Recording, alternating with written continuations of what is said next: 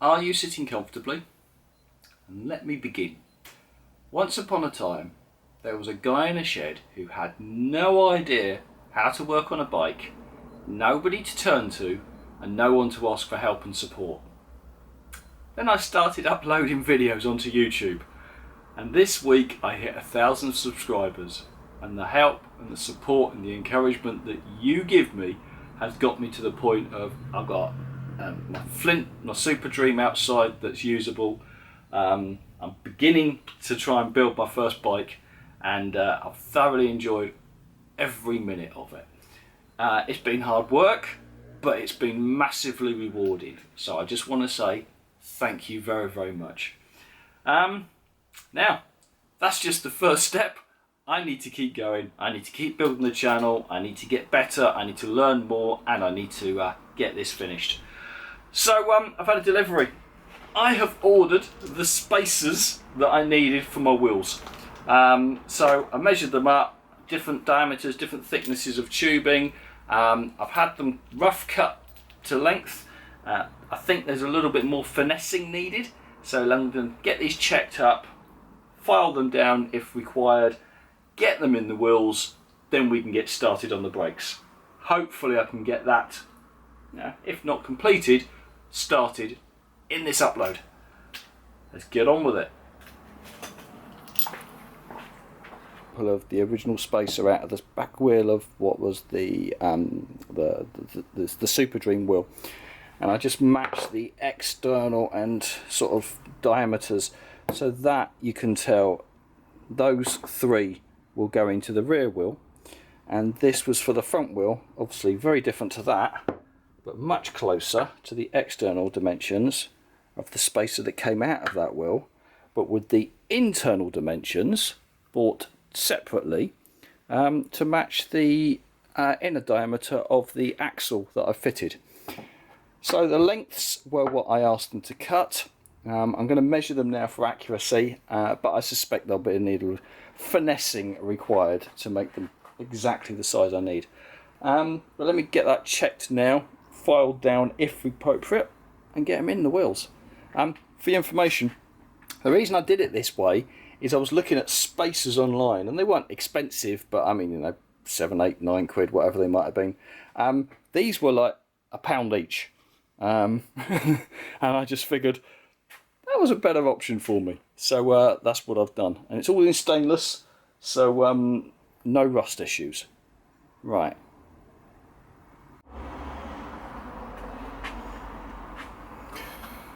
So I thought I had a problem. I took these spacers, and I took the axle, and it goes as far as the thread and won't go down the shoulder.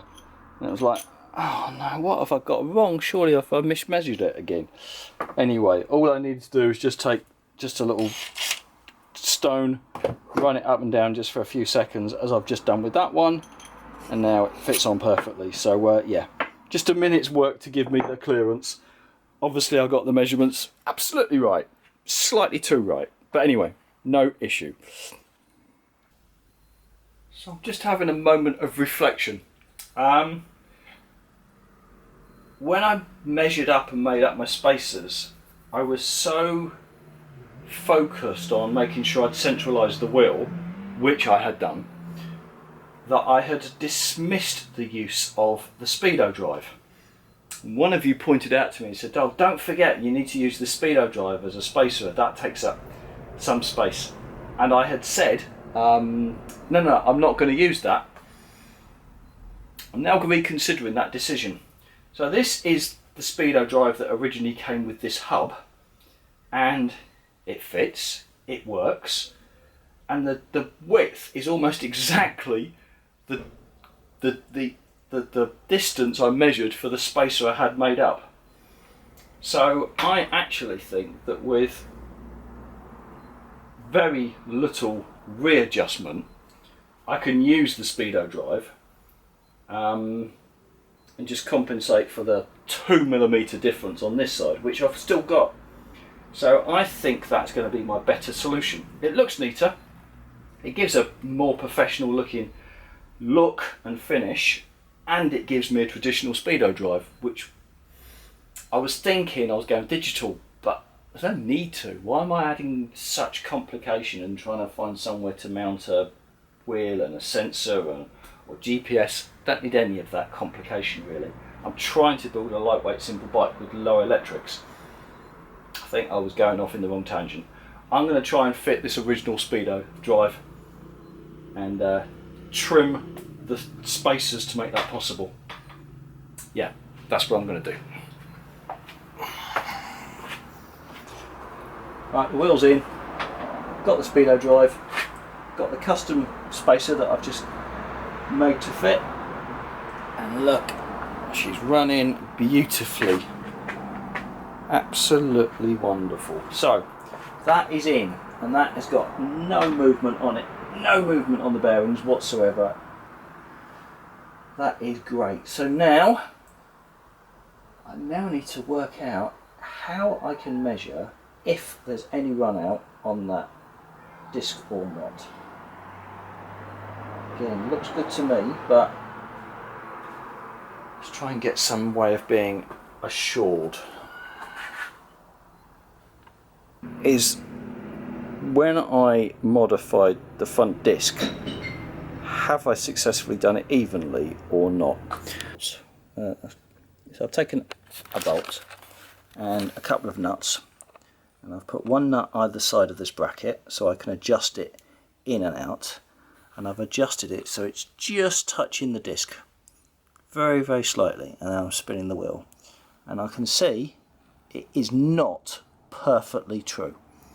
And I've done that, but I've identified it's one shoulder that's slightly higher, which is that one there that I've marked with black. So I'm going to take the wheel off, get a file out, I'm going to take that shoulder down very, very slowly and gradually, and keep refitting and retesting until it's flat. So yeah, I think that will tell me if it's true enough. Certainly true enough for my application.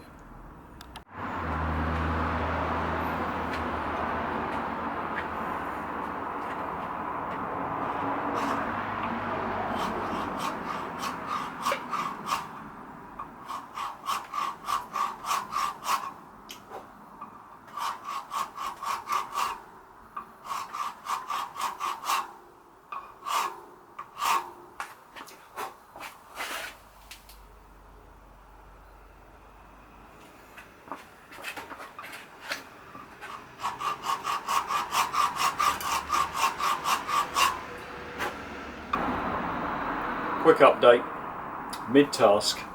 I have been on this for hours trying to square up this disc. For those of you that criticised or questioned whether cutting the hub down was a good idea, now it wasn't a good idea. I think I've learned that now. However, I don't think it's unrecoverable. I've just been fitting it, test fitting it, measuring, testing, taking it off, refining, and I've gone backwards and forwards, backwards and forwards. I don't know how many times this disc has been on and off now, but I'm getting close. So I'm going to persist, and hopefully I'll show you an acceptable conclusion in the next shot. I hope so.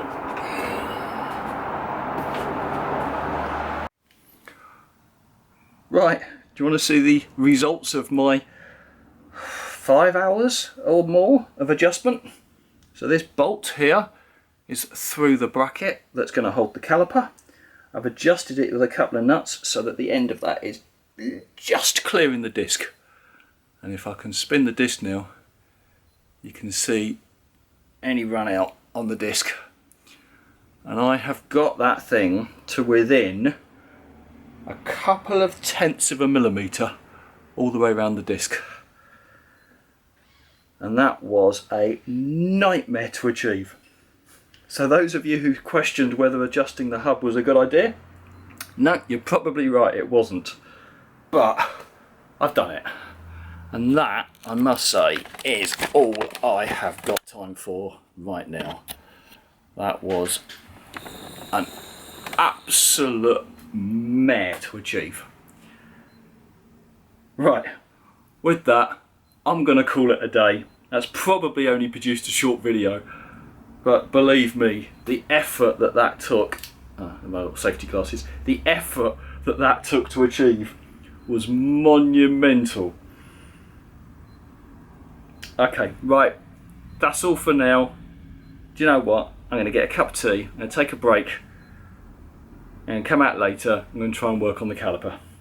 Okay, cheers all for your support. Like and subscribe to the videos. See you all again soon.